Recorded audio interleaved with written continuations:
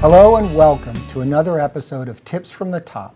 My name is Rick Barron and I'm co-hosting today's show with Veronica Sanford, and today we have Charlie Frank from the Cincinnati Reds. He's the Executive Director of Cincinnati Reds Community Fund.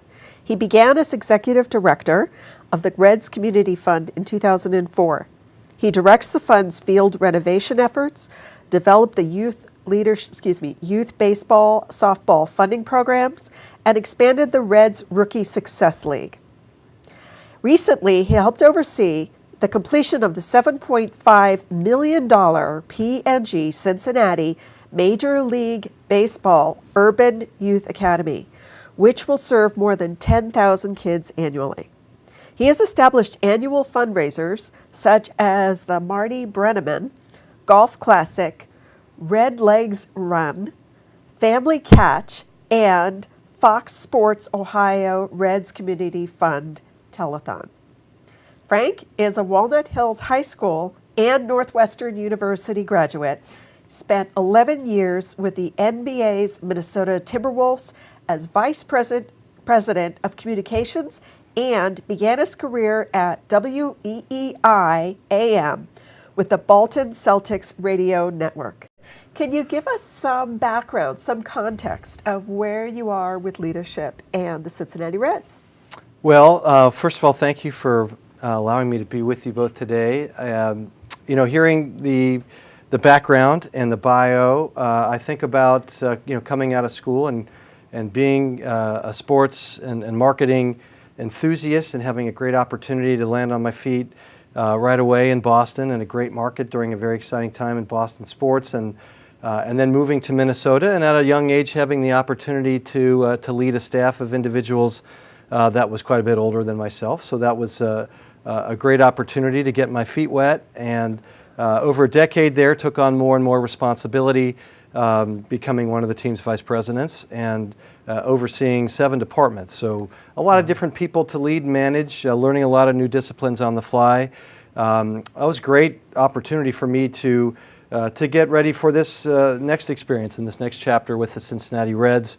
I'm a Cincinnatian, as you indicated, Walnut Hills High School, so I'm thrilled to be home in a community that I care about passionately, and with a team that is in my DNA, and having an opportunity to not only lead a young staff. I was the first full-time hire of the Reds Community Fund back in 2004, and now we're a full-time staff of 8 with interns that total more than 20 at any given time of year. So there's a lot more leadership required than there was at the time that I arrived. But beyond just the leadership of people is the leadership and the trust and the responsibility that comes along with being a part of this incredible, iconic baseball organization that means so much to this region, and then being connected to representing that team in the community and helping identify projects and people that could benefit from the Reds' involvement.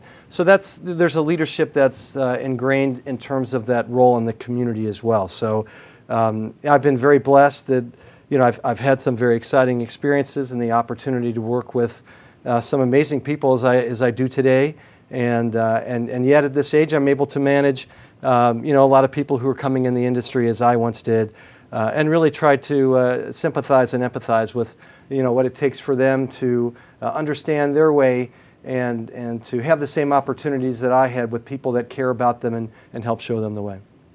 Perfect.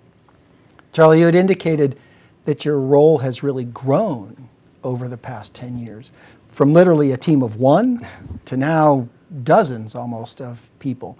How have you had to change with it over the last 10 years? Well, when I arrived, it was a much more independent scenario. It was a previous ownership regime, and at that time in the industry, a lot of the community relations and foundation arms in sports were more detached. So you were much more autonomous. The expectations were less, and I really was primarily reporting to our board at the time. Fortunately for me and for everyone else involved with the Reds Community Fund, when the Castellini family purchased the team in 2006, they brought a new dynamic vision to the entire franchise. And from the day that they arrived in January of 2006. They very much wanted this to be an organization that was not only successful on the playing field, but that was doing great things at the ballpark to engage their fans, and that was also doing visionary things in the community. I mean, those were really the three staples. So when that day arrived in 2006, the entire landscape of the job changed. It was a very exciting, terrific job before, but it became one of the most dimensional experiences of my life. Those first couple of years, getting up to speed with what the Castellinis expected and what they wanted and what they demanded out of everyone inside the organization was breathtaking. Was a learning experience, and for all the right reasons. They take no prisoners. They really want this franchise to be the best in class in every conceivable way, and they're not afraid to tell the community about it and not afraid to challenge their staff. So, that was a huge adjustment period, just, going from, a sleepier nonprofit environment where we were doing good work and everything was appreciated, to a more demanding environment where they wanted you to take this model that had been working in Greater Cincinnati and all of a sudden be in step with what they were trying to accomplish throughout the region to make the Reds, the great regional destination and the great, regional presence that they had been in their heyday back in the 1970s. Great. Wow. Okay. So, Charlie, how do you develop leaders, especially young leaders? Again, it's so important to to recall having been there, and to be inspired by and mentored by people that really care at that level, that never forget the importance of being able to make time to listen to people trying to get in the industry. I think that, my formula has been one that's really based on interpersonal ability. I was a communications major in college, and I spent a great deal of time in college in radio, TV, film, and a lot of that broadcast experience has made it easier for me just to communicate. I'm more comfortable communicating, and that, as I realized as I became acclimated to this job, was a bigger piece of it, but not only in terms of being at any number of countless events or speaking in front of any number of groups, which is an important part of the job. It's also the ability to communicate clearly to those working with us so that they can understand what our mission is, so that they can be heard. Sports is an industry and nonprofit is an industry, and sort of being fused into both, that, the saying is you get rich in other ways. So, the people that are working in sports at the entry level especially, and people on the business side, I should be clear. On the playing side, I hear there is more money to be made. But, as people are getting into the industry, and certainly in the nonprofit world, you're doing it because you believe in something. So, over my professional career, as I've led, I've tried to be humble. I've tried to never forget the skill of listening, which was one of my mother's greatest gifts. You just need to stay connected with people. I mean, I know it's a cliche that people don't care how much you know until they know how much you care. I think that rings true in any business. I have so many blind spots in terms of my day-to-day work. I'm sure everyone does, but I have plenty of them. And, the fact that I try to be honest about them and self-deprecating at times with them, but really caring with the young staff and nurturing, try to show a genuine interest in who they are. Always try to encourage them to take on new opportunities, even if that means losing great people early on. And our department within the Reds organization has really built the reputation of being a stepping stone to great things. And we've lost fantastic people. But in doing so, I always do so enthusiastically because, from the time folks have been in our department or, inside this industry for a couple of months, they've already earned their keep because there's so many sacrifices and demands. So the least that I can do is help people along the way so that, the interpersonal style to me is really the way that I've been able to develop people, I think. Charlie, the Reds Urban Youth Academy not only focuses on helping kids learn about baseball and softball, but focuses on improving academics and life skills.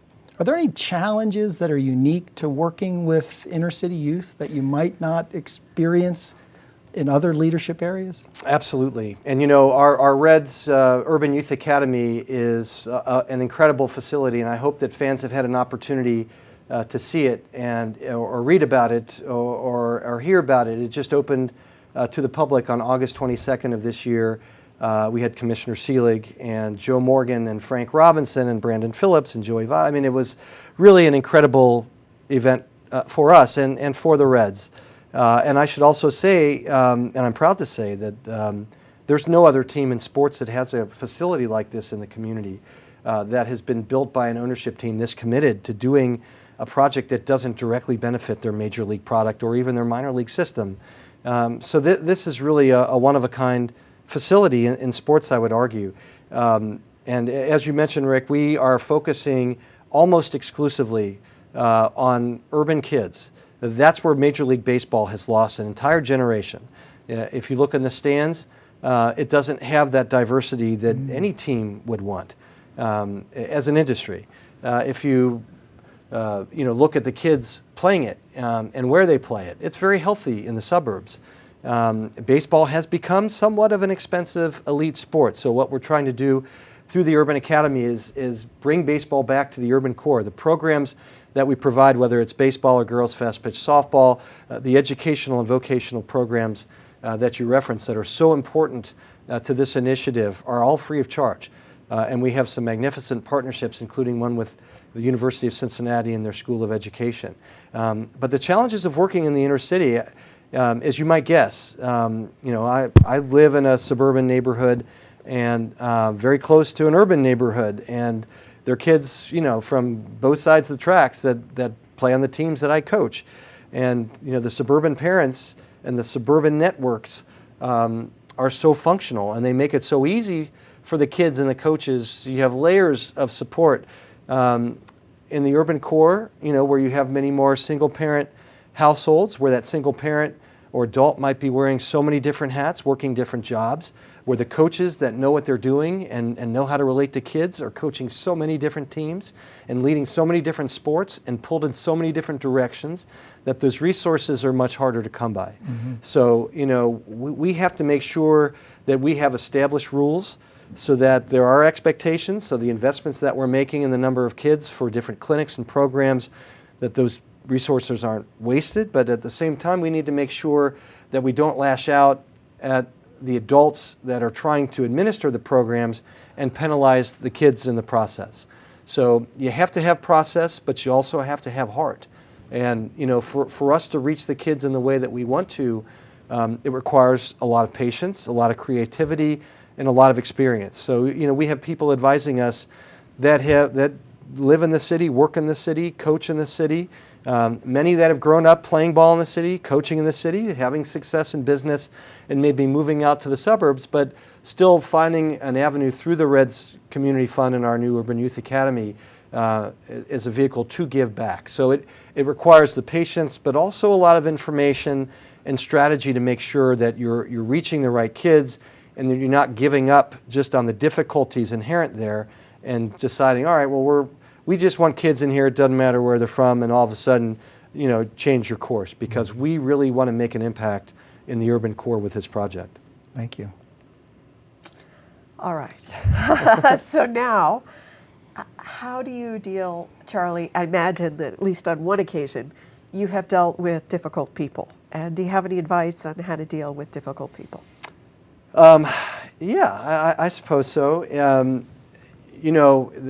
Being in the public eye with the Reds, you're reminded every day of the level of expectation on a franchise like this one. And there should be. I mean, there should be expectations.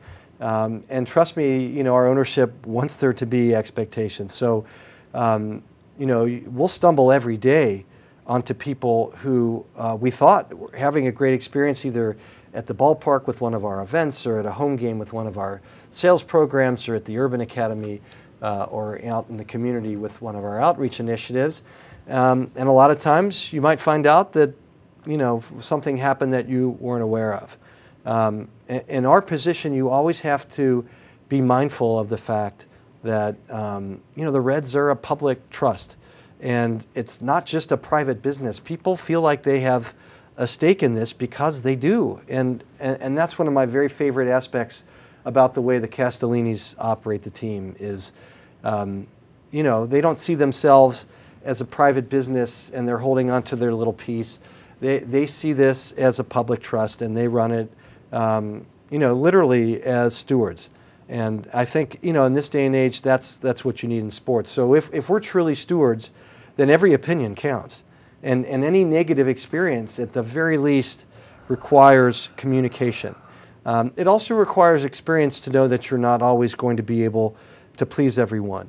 But what we found out is that if you are prompt in your response, if you're courteous and respectful, if you don't allow yourself to engage in the event that the person on the other side of the conversation it becomes agitated or confrontational, then I think I could always look Bob or Phil Castellini in the eye and say, hey, we really did everything we could. They understand that there are going to be some situations where somebody's simply not going to be pleased, and there are going to be reasons why people have every right not to be pleased, and there, of all the things that could happen during any one games, at a ballpark that's drawing 2.5 million fans, or, with the tens of thousands of kids that play on the ball fields that we've, helped refurbish, or in the programs that we participate in.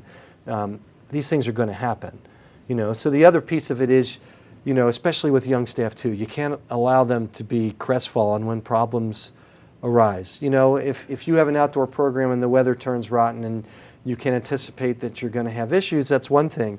You can plan for those sorts of things. If you're responsible for 125 kids on a certain evening and one of them gets seriously injured, that's a very frightening thing, and you need to make sure that situation is managed properly, and that a concerned parent, adult, that might have a strong opinion, or that might be jumping you with a lot of questions that you might not be prepared for, that they feel heard, and that they realize that you're doing everything that you can to give them the information that you have, and to be respectful and approachable. Thank you. If you're just joining us, you've been watching Tips from the Tops and Charlie Frank from the Cincinnati Reds Community Fund. There you go. Charlie, one of our goals on the program is to uncover those golden nuggets that you've discovered through your career. What are your golden nuggets? We've talked about a handful of them. The first one, Rick, I'd say is no matter how smart someone might be, I've worked with people who, in terms of vision and strategy, are miles ahead of the rest of the room.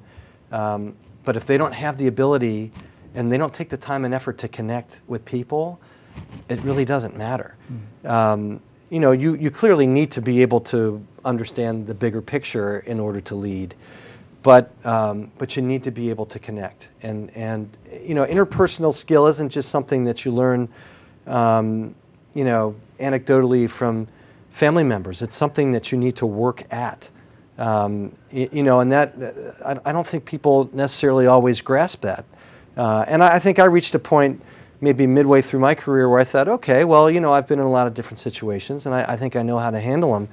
And then my job changed, and I was working with people that I didn't know as well, from backgrounds that I wasn't as familiar with, and the game changed entirely. So, the interpersonal piece is important, and like anything with education, you can never, ever stop learning, and you can never stop trying. And, I guess I'm lucky because that's where I think I derive most of the enjoyment from my job, as wonderful as it is to work for this great franchise that I followed as a kid, and to be out there on behalf of that franchise, working in the community that I love. It's still the day-to-day relationships with coworkers and people in the community that drive it, and that's where the fulfillment, really comes from at its core. So the interpersonal skill isn't something you develop one time and you put it on your belt and you're done. It's something that you need to work at all the time. The next one I'd say is just passion. It's such a natural thing. you know, if you're passionate about what you do, it's not going to feel like work. Well, you know, any job that demands a lot and forces you to compromise your personal time and your family time is going to feel like work.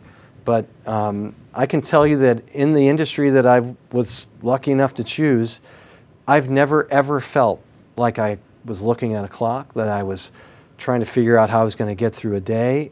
Every day in this position with the Reds is brand new. And I realize, even having been in it now for a decade, that I have the same level of passion for it that I had from the day that I arrived, probably more, just because it's evolved to a point where there's so much more to it. You know, I tell my children, and I know when I speak to kids that are in college trying to find their way or in high school, it's an easy first step. But, you know, if you follow that step of finding something that you really are passionate about, and I guess I'm lucky. I wasn't smart enough to be a doctor or a lawyer or an accountant, you know, and maybe numbers people, you know, I'm sure they're passionate about what they do here. But for who I am, I found the passion that was right for me, something that speaks to my background, that speaks to my family, my personality, where I'm from, what I'm about. It matters to me every day. So, you know, and I try to make sure that I lead with passion.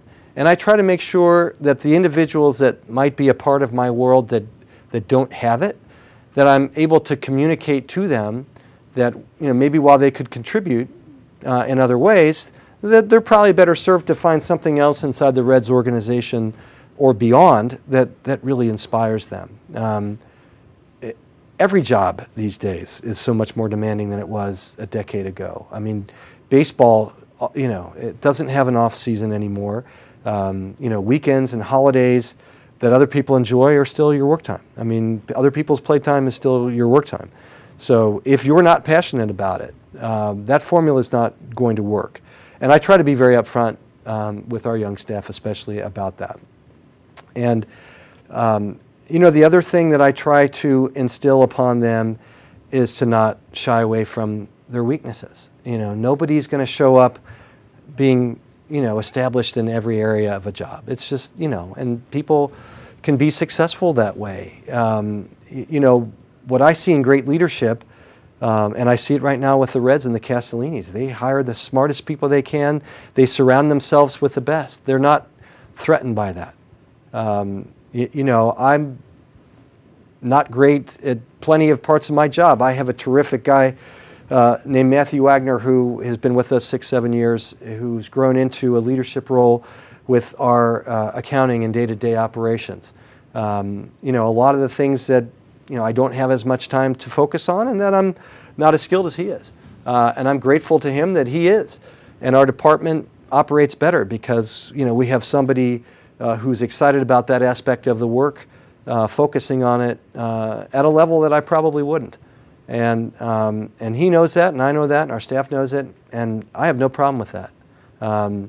You know, I try to tell our staff, don't navigate around the areas where you may not feel like you have a lot of knowledge. Ask questions. Make mistakes.